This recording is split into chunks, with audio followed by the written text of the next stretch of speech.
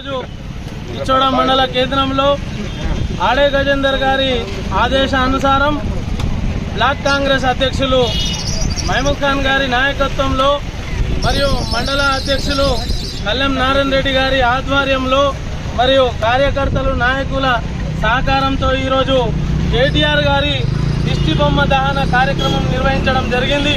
నిన్న ఆదిలాబాద్లో రామ్లీలా మైదానంలో ఏదైతే మా తెలంగాణ రాష్ట్ర ముఖ్యమంత్రి వర్యులు అనుముల రేవంత్ రెడ్డి గారికి ఏకవచనంతో ఆదిలాబాద్ మాజీ ఎమ్మెల్యే జోగు రామన్న మరియు కేటీఆర్ గారు మరియు బోత్ ఎమ్మెల్యే అనిల్ జాదవ్ గారు ఏకవచనంతో పదాలు మాట్లాడడం, వారి భాష మార్చుకోవాలని మేము ఇచ్చోడ మండల కాంగ్రెస్ పార్టీ తరఫున హెచ్చరిస్తూ ఉన్నాం.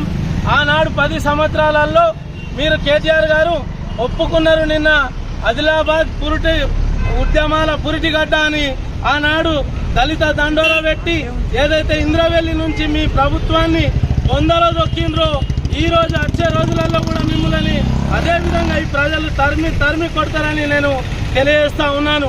మీరేదైతే ఈ ప్రజా పాలన విషయంలో మరియు రేవంత్ రెడ్డి గారి విషయంలో మాట్లాడడం సరికాదు. ఆనాడు మీరు అధికారంలో ఉన్ననాడు 4 సంవత్సరాలు పని చేయకున్నా మరి అసెంబ్లీలో మీ పదాలు మరి 4 ఏళ్ళ పోరాడు లేచి ఉరుకుతాడా? ప్రభుత్వం ఇంత తొందరగా పనులు చేయాలనా అని అన్నారు మీరే. మరి 10 నెలలలో కాంగ్రెస్ ప్రభుత్వం చేయాలనా? మా దగ్గర అలావుద్దీన్ అద్భుత దీపం ఉన్నదా అని మీరే ప్రశ్నించారు కదా ఆనాడు మా కాంగ్రెస్ ప్రభుత్వం. కాంగ్రెస్ అడిగిన నాడు మరి ఈ రోజు మీకు అడుగుతా ఉన్నాం, మరి మా దగ్గర అలావుద్దీన్ అద్భుత దీపం ఉందా 10 నెలల చెయ్యనటానికి? మరి ఈ రోజు మేము చేస్తా ఉన్నాం. ప్రజా పాలనలో భాగంగా మొన్న 43,000 ఉద్యోగాలు నియామక పత్రాలు ఇవ్వడం జరిగింది. మీరు ఏనాడు డిఎస్ చేసినా మీరు పేపర్ లీకులు చేసి పోరాటంలో ఉసురు పోసుకున్నారు.